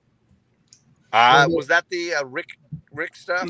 Yes. I read a couple of the issues at the very beginning when he got capped, because I loved the issue with Tom King's Batman when he got shot. I was like, wow, this is going to be something big.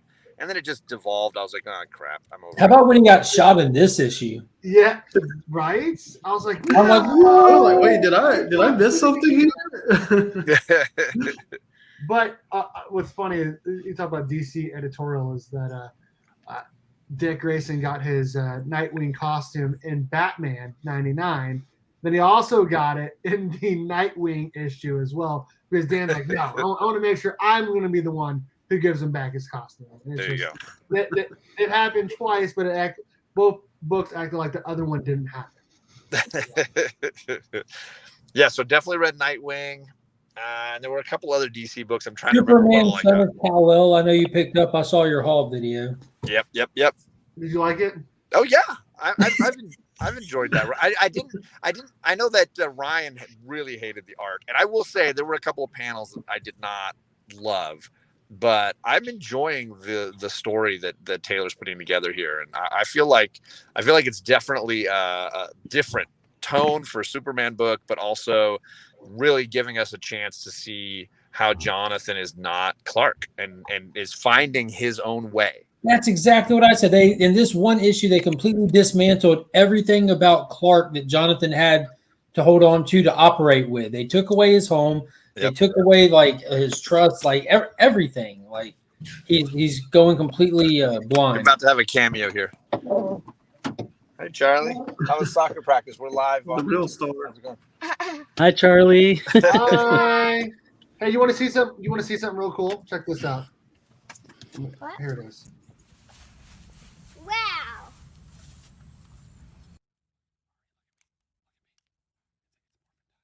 It's muffin time. Hedgehog. Wow, I'm actually at the pig pouch. Hiya! She's the pink. She's the pink Power Ranger. I made that I was like, oh wow, I'm actually the pink Power Ranger. Hey, All right, guys, I gotta drive Charlie home, so I'm gonna bounce back out of here. Later, John. Have a Thanks good for coming night. in, brother. Bye. Thanks for Awesome dropping having in. you on, bud. Good to see all you guys. Bye, gang. Bye. So there's a clear consensus across the board about 2 specific titles we should mention. Are we keeping tallies? Is anyone writing this down? Who? What'd you say? I wasn't listening.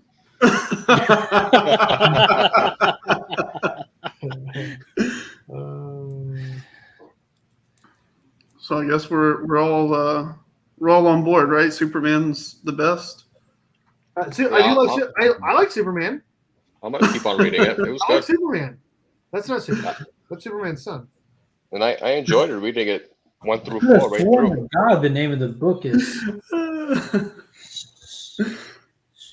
Superman. It also says son of Cowabunga. I want Sheriff Cal. Yeah, I like Connor as well better. I do. What do y'all think the odds are of Connor getting a decent story development now that? Because I feel like there's so many characters in the family titles, like the Bat family, the Flash family, the Superman family, they get sidelined because, like Philip Kennedy Johnson was pointing out, like you only have so much room to tell a story, and how much can you really use with your backup characters without them having their own thing. Sure. But we know that the real Connor showed up in Suicide Squad because it is the backbone of DC continuity. But in that annual, that was a really good showdown between him and Match.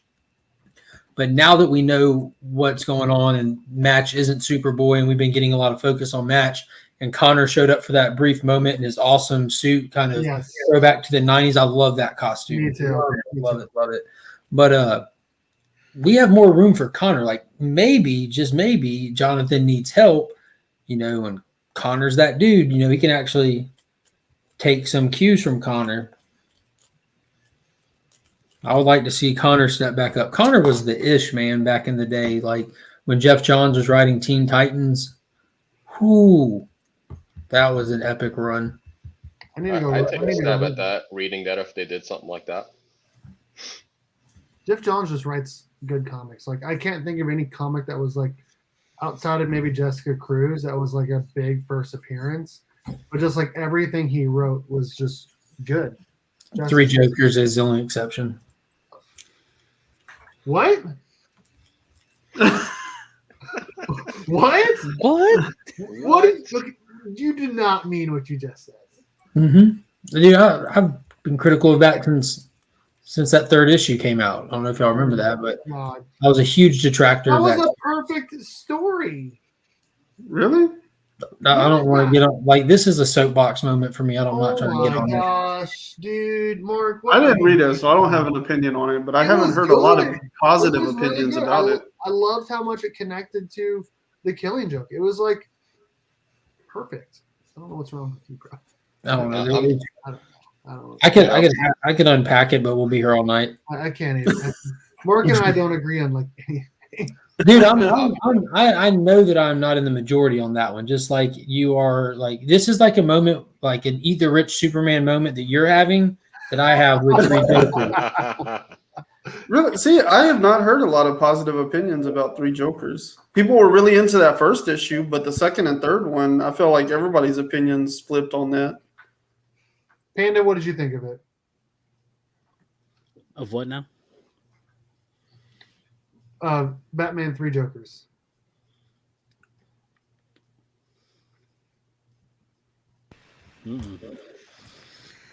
I just did not like Three Jokers. Like Three Jokers to me was just bad.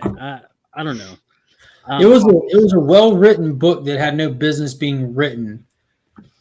It made no sense. Like it just there was no reason for it to have happened. I mean, the only thing I didn't like about it was a cash grab. It didn't. No, I'll defend it on that. It was not an intended cash grab. It was a victim of the DC executive shakeup stuff. Because that story was years and years in the making, all the way back to the Dark Side War in New 52, all the way to Rebirth #1, and then like all these changes shake up. They weren't going to just let it die and not give us anything. So at this point, they couldn't write the original story that was intended, where it was almost like you had this potential for Joker to be an anomaly. Like it's already been established that Superman is an anomaly inside of the context of the DC multiverse, as well as Wally West. So there are specific anomalies of characters that aren't affected by these cosmic resets and stuff. And it was almost looking like Joker might have been one of these, and that's why there were 3, because you can find 3 distinctive resets of the DC universe. So it was almost like he survived through them. But instead of them getting to have the opportunity to tell a story on a cosmic level or on a bigger level, they're like, well, we got to give them something because we've been leading into it. We've been talking about it. Let's try to write a good detective story, and we'll just try to give it some weight by calling back to the Killing Joke with actually filling it with plot holes and broken narratives and discrepancies all through it when we do that. So if you read The Killing Joke and you're familiar with it, then you read this, it stands out like a sore thumb. If you pay attention to the beautiful Gary Frank, when it Gary Frank? No, it was Jason Fabok artwork in it. If you watch those panels like I did, you'll see so many discrepancies of which Joker is which, where like Batman lays evidence out on a table and it distinctively tells you which Joker is which from what timeline. You want some of this pink lemonade? Yeah. I know you do. But there was just stuff like that was just killing me. And the fact that like Joker's wife was hidden away and watched and all of this, like that was a huge plot hole at the end as well. Like they forced all that stuff into it at the last minute. They made the 3 Jokers just gags of the one Joker. It was just a waste of potential for me. And I mean, you know, Jeff Johns, like, I really wanted to give it a shot because I love, like, Jeff Johns's Flashpoint was one of my favorite reads of all time, just because of that expansive universe that we get from it and just the writing style of the whole thing. I loved it, and that's honestly what got me back into actually reading storylines of comics and not just watching comics explained, and just hear him just talk about all these comics and stuff like that. To actually read the comics and actually catch up myself, that was the first thing that I read was Flashpoint, because I heard some good things about it, and Jeff Johns just killed it out the park.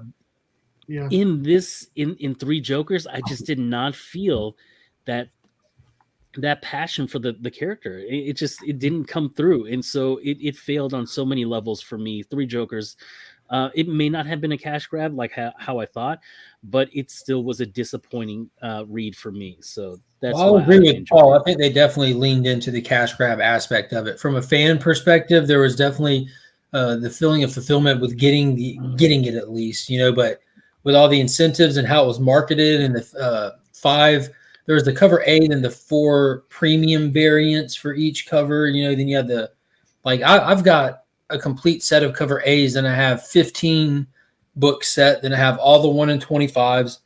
And that was just out of personal want. I love the Joker, love Red Hood. And they did some good storytelling on the Red Hood aspect, like with him trying to kind of find himself, but they haven't done anything else with him on that level yet. They haven't returned to it. It doesn't really have like a place in the continuity of DC Comics. And originally it was supposed to be in continuity, and at the last minute they pulled the carpet out from under itself and announced that this will not be continuity. This will not. That was the only thing. That was my only problem I had with it, was the fact that it was supposed to be canon based off of Justice League 50 from the New 52, and the fact that it was completely not canon, and it was almost like they were learning about it in issue 1, like they didn't already know about it. Well, the readers knew about it earlier. It's just that was the only thing. Not with Justice League 50, but also remember Rebirth issue, that one shot for Rebirth. They kept carrying it over. You know what I mean? Like after the universe itself was not beholden to canon from the New 52, they kept that. They brought that with it. To make sure like it was still alive. And that's what I'm talking about. How they were building up to this big thing that they didn't get to see through. Like a lot of stuff, like with the 5G initiative, where they were building up to this because of the Dio who was in charge at the time. When he stepped down, like we got like a bastardized version of it with Future State, where they were able to sit down with 5G and say, what can we potentially grab to save? Because we're too invested in it at this point. Like we got stuff with it. So what can we use? And we're still seeing the effects of them pulling back from 5G. We're still getting books like Aquaman of the Coming, where they wanted to kind of push Jackson into the forefront. So we're just now getting to that. We saw them with the little tester books with Aquaman 1 and 2 and Future State, which were actually really good. And that first issue of Aquaman the Becoming wasn't bad at all. And issue 2 will be coming out next week.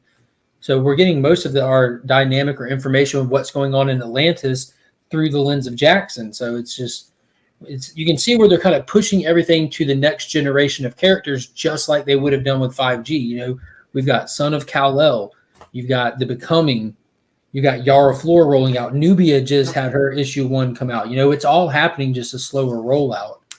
That Cosmic Ocean concept was so cool. So cool. Should we talk I haven't about read Becoming, but yeah, that Future State Aquaman or whatever, that was cool stuff. They had a lot of great concepts there. Yeah, I want to see more Andy. I want to talk about what we're going to read next week. Oh, sweet. Yeah, I was just looking at it. Moon Knight number 4 comes out. I'm assuming Dave will definitely. Oh, yeah. I'll read that. It's coming out next week. Oh, yeah. Task Force Z. I'm actually looking forward to that. Definitely going to read that. You guys interested in the Batman Long Halloween's one-shot special? Yeah, actually, I am. One of the trades that I have is Batman's Long Halloween, so I'm really excited to see what that one shot is gonna look like. I didn't. Ooh, Detective Comics is going to be under Fear Can I State. give a hot take on the Long Halloween? Here's You don't like it because of the artwork. the artwork is such trash. Oh, come on. Tim Sale was legendary. Yeah, that was some great artwork, but yeah. It's so bad. Jesus. It's too long, and it's too long too. So what, 12 issues, 13 issues? It's not even in my top 5. It's probably not even in my top 10 Batman stories. I know. I said it was a hot. It's a hot take. It's a hot take. Mhm. Y'all want to talk Crossover 9? Number 8 was actually really good. Dude, number 8 was good, but I don't know if everyone else is still reading that. I think like we're the only two. I'm not reading. I stopped reading it. Y'all didn't read 7? Yeah, drop it. 7 was phenomenal. Yeah, 7 and 8 are like that's what the whole series has been for. Aquaman. I Green dropped Arrow, at issue 3. Aquaman, Green Arrow, Deep Target number 1. Dude, pick up number 7, and it has nothing to do with the first 6, so it doesn't matter. Then number 8 does a recap and tells you everything that literally everything that happened And in it the does first it 6 amazing issues. stuff. Y'all know I'm not like you will never hear me praising Donny Cates unless like he earned it. And he earned it for issue 8. Like he earned it. He's not even writing anymore, is he? I thought it was the dark. Yeah. Well, no, that was Well, 7 was a a one Wasn't that one issue shot. 7 that he 7 didn't was write? a super meta narrative. Zdarsky, wasn't it? Yeah, Yeah. you remember from issue 1, Panda, how there was news reports about how comic creators were getting murdered by a serial killer? Yeah. Yeah, I Issue remember that. 7, Chip Zdarsky writes it about himself hiding from that serial killer and that serial killer attacking him. And how it is fantastic. Oh, it's so good. Okay, It starts now- out with now I him have as like to a read it. burger flipper, dude. It's, Yeah, he's it's hiding so good. in the diner flipping burgers. And spoiler, he even gets the opportunity to meet himself from where he considered himself egotistical enough to write himself into a comic one time. So the comic version of himself exists now, and he actually Oh my gosh. It's so good. yeah. Okay. Sounds- Okay. You guys, this sounds. gotta- Read 7, Sounds and awesome. if you like that enough, read 8, because 8 does get back to the crossover story, but like it But literally recaps everything in the first. It opens with a double page spread that literally recaps Every every single single thing page. happened. In a 2-page spread, it's phenomenal. But I will say, issue 8 does this fantastic. Something happened with from 6 to 8, and with the little time break in there, where you no longer have these misplaced expectations for the book. You now know what you're into, and they actually move forward with the characters they have, and they feel cemented. You actually care more for their individual narratives and what's going on in the book than you were for actual cameo appearance or who's going to be here. No, I actually want to know what's going on with Ellie or Ryan, and how's it going to play out with the government agency that's pushing the like the assassination attempt on him and holding everything over his head. And like it's actually got a really good plot going. And the detectives from Powers show up and just beat Moden, dude. Enough of this. Bow. Oh man, yeah. Like you could go back and listen. There's 6 weeks of me like crapping all over crossover 1 through 6. But yeah, 8 was really good. Like it just completely resets the whole series into something that's actually palatable. Mm-hmm. Okay. You guys gonna read the DC versus Vampire? Nope. No. I had no plan to. Honestly, I have a pretty low amount of books I'm grabbing next week. You want to know why? Who's writing it? You're not a fan of Tinian? I'm out. Not if he's writing DC. I'm out. All right. Primordial What about number 2. Wait. Hold on. What about Nice What House? about Nice House on the Light? That's Yeah. an indie title. You know, I don't want him touching heroes anymore. Still DC though. Yeah, I give it credit because it's like I'd love to give DC credit, but I'm saying that's a standalone horror book. I just don't. I don't need Tynan writing capes anymore. He's not capable of it. I'm putting him on a shelf with John Ridley. Sure, you're a great writer. You have no business writing DC superheroes. All right, here's what I want to suggest next week. Okay, House of Slaughter number 1. No. No. I don't know about this show, but man, this is gonna be a banger of a week. Good Lord. You only find them when they're dead. Primordial, like, man. Crossover. Good. There's some good books coming out this week. Like 2 or 3 books next week. Isn't that what you always read next week? Detective, ASM, Spawn, Crossover, Primordial, Long Halloween. We only find them. Task Force Z. I will be reading, Steve. Yes, I'm excited for that.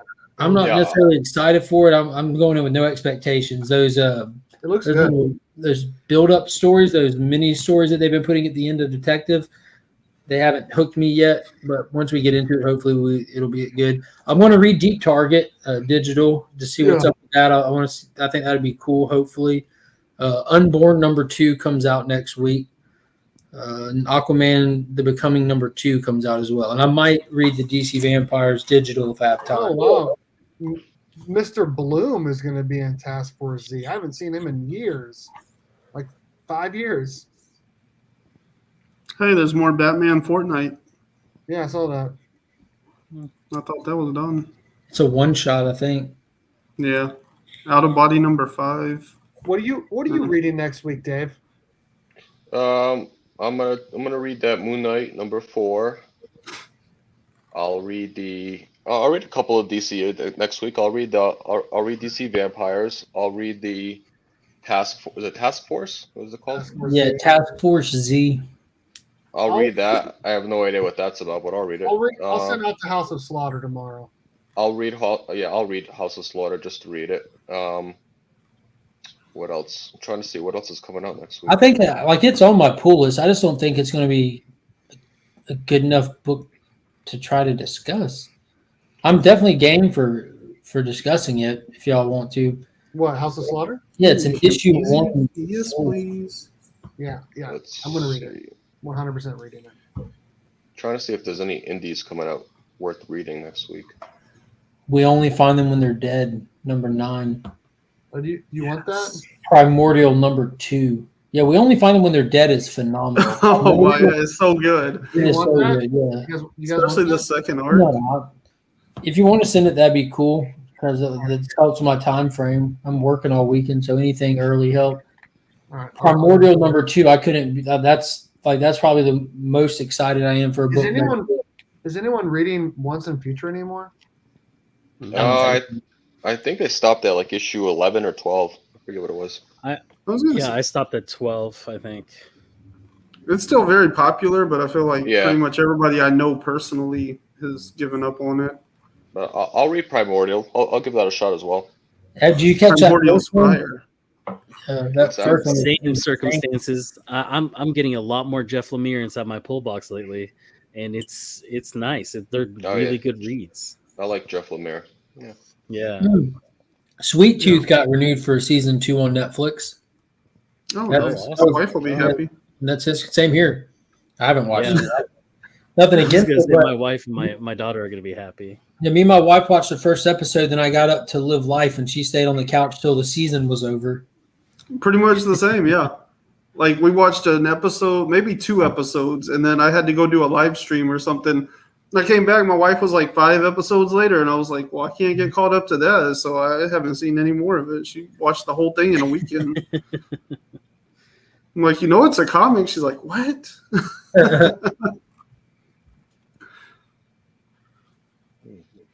That House of Slaughter is dropping. If anybody's interested in that. That's what, I'm sending it out. I think it's enjoyable watching like the pre-sale spec market on that. Everyone's like, dude, this is going to be huge. No, over 250,000 copies pre-sold. I'm not gonna buy it. I'm just gonna read it, and we can review it next week. Yeah, I'll just read it. You know, in Tynan's newsletter this week, he said that he's burnt out on superheroes. So if you feel like his Batman isn't really delivering, there's a reason. It shows in his work. Mm-hmm. But I commend him. His words exactly. I'm burned out on superheroes. I commend him for acknowledging it and backing out because he stepped away. So I definitely give him credit for that. And again, one of the best books every month is Department of Truth, hands down. Nice House on the Lake, hands down. Like, the man is a phenomenal writer. But when you start crapping up superhero books, it is what it is. But at least he called it out too, So huge credit to him. I do think Something Is Killing the Children is hot garbage, but that's just me. I know there's a lot of fanfare around it, but that's so much inflated hype, just hype driving that. Yeah, like I did finally catch up to number 20, and I thought it was good, but like all of that stuff would have. There's like a whole conversation there that's just an exposition dump of like, this is all stuff we could have been lacing through. Like, they could have basically, like, the second issue, what was that, 16? And then in 17, let's start this thing with her, like, initiation. And then while she's doing that in the barn, we can splice that together with all this information about what the different colored bandanas mean and all of this stuff. But instead, they just, like, skip over all of that. And then at the end, they're like, let's just have one long conversation about what all these bandanas mean. Pacing, lace this stuff together, make it interesting to read. Ugh. What it comes down to is this book has no direction because it was never intended to exist at this point, and it's like for those that don't know, the book was only meant to be like a mini series. It got stretched out to a maxi series that not even that, man. Yeah, it was supposed to be a graphic novel that they chopped into 5 issues, and then they liked that so much they extended it out to 15 issues. Yeah, Paul Ryder said Unborn #2. That dropped next week, and that first issue was fire. Haven't read it yet. It was fire. It was that through? Source Point Press, I believe. Oh, okay. Yeah, it's a Source Point Press. I'm not avoiding it. I just haven't come across it to read it yet. Yeah, I don't even think that my LCS, the Augusta Book Exchange, had issue 1. Because I didn't see it on the shelf, and a lot of stuff that I don't, it's not like DC or Marvel, I don't necessarily. Well, and between like all the stuff with the paper shortage, plus like some of that like controversy that was going down, the release dates got pushed on it. So it's not surprising that a lot of people missed it. Just even like shops in general probably missed it just because it got moved like 2 or 3 times on FOCs because of everything that's been going on all over everything, Dude, the covers are awesome because the covers are like covers like this white background, and all the characters on them are drawn in like dark scale, and there's like this orange block to kind of highlight them. So cover 2, it's the same format, them in different positions, but with purple and everything. So like there are these cool matching covers already. But yeah, Frank Gogol knocked that first one out of the park. It, like in the synopsis, it said it's supposed to be kind of like a cross between like what would you get if you cross the Power Rangers with aliens? And like they don't have they're not teenagers with attitudes or anything, but they just kind of, because it's set in the future, there's some tech involved that kind of would resemble like how you can call to your weapons and stuff, but they're not calling to their weapons. They're just able to pull out weapons in a very unique way and stuff. But it was wicked. The horror aspect twist to it was really cool as well. Nice. Yeah. Well, I'll tell Frank you like it. Yeah, he showed in his newsletter, he showed off like all like 10 covers or whatever. Yep. And he specifically talked about how he looks at a lot of covers and stuff and like how they look on the shelf in LCSs. And so he tried to develop like 2 separate lines that would look different from covers that are already on the shelf, so they would stand out. But he also wanted them to be cohesive for the collectors. So there's basically 2 lines worth of covers, and these ones all go together and these ones all go together. And then they also kind of don't really go together, but they also match within your set, so you can have like all of those covers in one collection and they look like they belong. Yeah, it was cool. I highly recommend it to sci-fi horror fans. I'm ready to go to bed.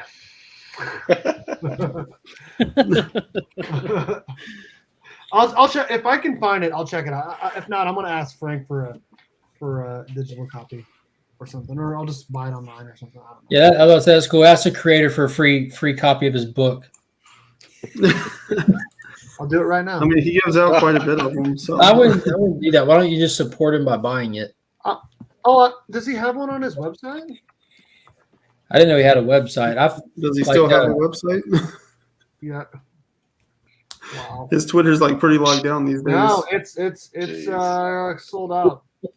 There Nice. is a signed Chromium exclusive from NYCC. What's the name of his website? FrankGogol.com. I didn't know. I mean, like I asked, but what's that guy what's his name that does those Spider-Man covers? Patrick Gleason. His website is kind of confusing. I found it recently, and I wish I never would have. Oh, I see what you're talking about, Steve. That New York Comic Con exclusive. That thing's Looks pretty nice. sweet. It is pretty Oh, sweet. that's wicked. Yeah, that's nice.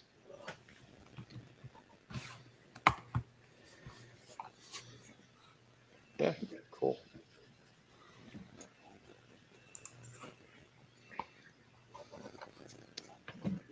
All right. Well, I messaged him. We'll see what he says. Thank you. Ask him to send you a free copy of the Chrome exclusive. Not Signed as well. Yeah. Signed. Signed as well. All right. We're about to get out of here. Thank you to Comic Book _ Preston and IG for sponsoring the channel. Hit them up if you guys ever need any comic books press and use my promo code BURK54. Get free shipping back to you in your first order. Thank you also to the channel members. You guys like it when I don't read everyone's names. They're there. Everyone in the yellow in a family tier is entered to win a monthly Burke Box sponsored by the 616. Everyone in the family and friend tier, a link to the Instagram or YouTube is in the description of all of my videos. Subscribe to them, follow them, support this amazing community. Thank you to the 616 for sponsoring the channel and sponsoring a monthly Burke Box. Make sure you guys check them out. The 616comics.com for all of your exclusive variants and comic book needs. Thanks for coming up, guys. We had a great time. Thank you, Panda. Thank you, Ryan. Thank you, Mark. Thank you, Dave.